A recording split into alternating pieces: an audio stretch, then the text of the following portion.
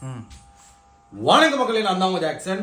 So ஐயப்பனை தரிசனம் பண்ணிட்டு வந்தாச்சு. 10 மணி நேரம் வெயிட் பண்ணி சரியான தரிசனம்.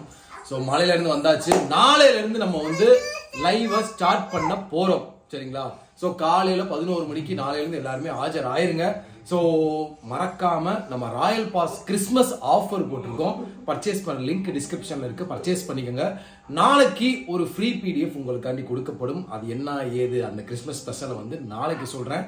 ஸோ இந்த வீடியோ என்ன அப்படின்னு பார்த்தீங்கன்னா வந்துட்டேயா நாளைக்கு லைவ் இருக்கியா அப்படின்னு சொல்றதுக்கு தான். ஸோ மறக்காம நாளை காலையில் 11 மணிக்கு டமால் லைவ் வந்துருங்க.